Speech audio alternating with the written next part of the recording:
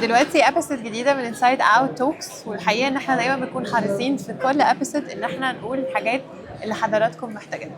والمره دي هنتكلم في توبيك مهم جدا. ممكن يكون عندك مشاكل كتير جدا في البشره، وممكن يكون عندك مشاكل كتير جدا مضايقاكي في شكلك، ولكن مهم جدا ان المشاكل دي ما توصلكيش لحاله نفسيه سيئه. مهم جدا ان انت تحافظي على نفسك من جوه قبل بره. عشان كده احنا جايين النهارده نتكلم في توبيك مهم جدا، ولكن ارحب بضيفي الاول منورني اللي هشغله معايا في التوبيك ده، دكتور محمد شرف، استشاري امراض الجلديه والتجميل. اهلا وسهلا بيك. الحقيقه قبل ما نبدا كلام عن التوبيك بتاعنا، كنت قبل ما نبدا التصوير اتكلمنا عن قد ايه ممكن البني ادم يكون عنده مشاكل بسيطه جدا في شكله، ولكن توصله انه يكره شكله تماما. ده حقيقي، وده بيحصل مع بنات كتير قوي، مع ناس كتير، يعني حتى الموضوع ما بس عادش خلينا نقول البنات اكتر دايما. بنات اكتر طبعا، لان البنات دايما بيسيك فور يعني ذا بيرفكت ايمج.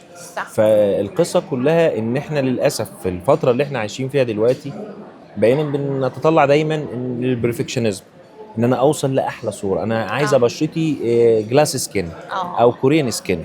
مش عارفه الجلاس سكين دي جات لنا منين، والله ما موجوده اصلا. موضوع صعب جدا على فكره. انا دكتور جلديه وطلع لي انا حبوب بحاول عادي كتير بس ما فيش فايده. ما هو ما فيش حاجه اسمها كده، ما فيش. في ناس كده بس عندهم القابليه جينيتكس.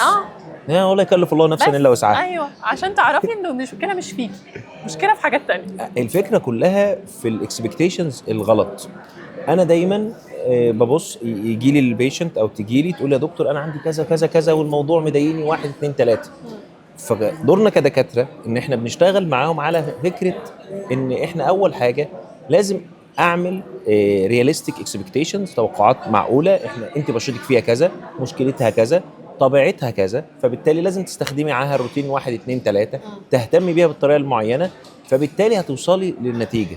مشكلها حاجتين، اول حاجه ان هي الان اكسبكت او يعني الاكسبكتيشنز الغير واقعيه تماما. تاني حاجه الاستعجال. دايما الستات عندهم صبر رهيب ما عدا في الجلديه. الستات، البيشنت عامه لا عندهم. بتكلم بقى الستات عندهم صبر رهيب على اي حاجه. انت مش بيجي لك رجاله وستات؟ طب ماشي. يعني البيشنت كله.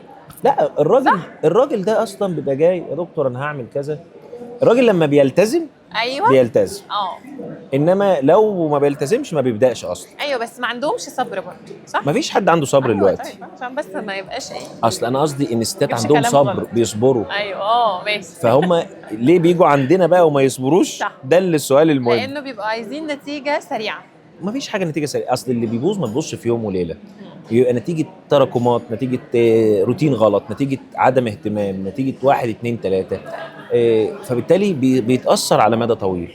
طب دكتور محمد، عايزه حضرتك تحكي لي بيشنت جاي لك علم معاك جدا، وصلك لمرحله ان تقول له انك محتاج تروح تتعالج نفسيا، تروح لدكتور يعالج المشكله الحقيقيه اللي هي من جوه. هو ده موجود، وده موجود اصلا في الطب النفسي، وموجود عندنا في كتب الجلديه، ان في عيانين دايما بيبقى عندهم مشكله ان هم شايفين ان هم عمرهم ما يوصلوا للحاجه كويسه، شايفين دايما عندهم مشكله، والمشكله ديت هم بيحطوها قدام عينيهم طول الوقت. مفيش حد ما عندوش مشاكل في جلده، مفيش حد ما عندوش مشكله، مفيش حد ما يطلعلوش حبوب، مفيش حد. احنا الديلي لايف ستايل بتاعنا مليان مشاكل، فبالتالي طبيعي انه يأثر على جلدنا وعلى شعرنا وعلى مزاجنا وعلى.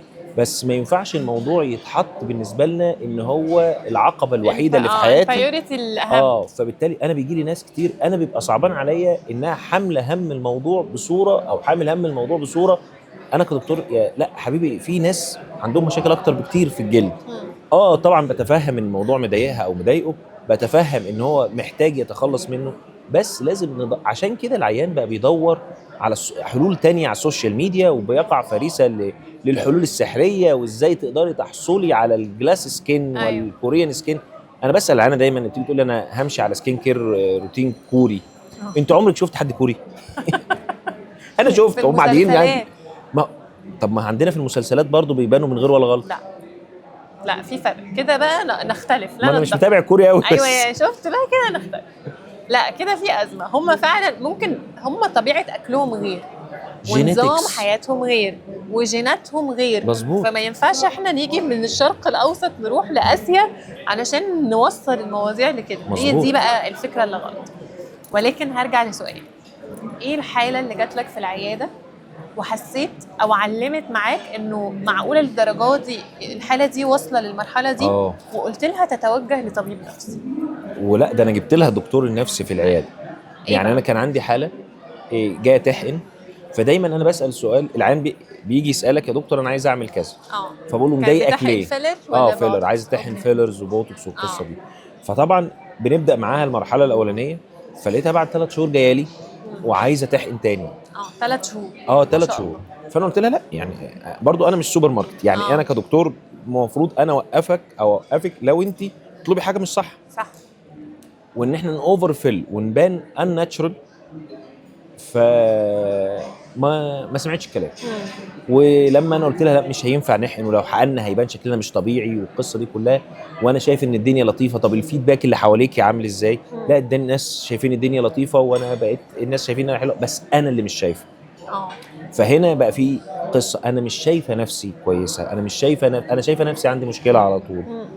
فانا كلمت حد من زمايلنا سايكاتريست، كلمت معاه قلت له دلوقتي الوضع 1 2 3، فانا شايف ان هنا محتاجين نعمل زي مالتيبل ابروتش، سايكاتريست نفسي وطبي من ناحيه الجلديه. فالابروتش ده هيديني بروسس طبيه محترمه، العين بتاعي يوصل للنتيجه اللي هو عايزها.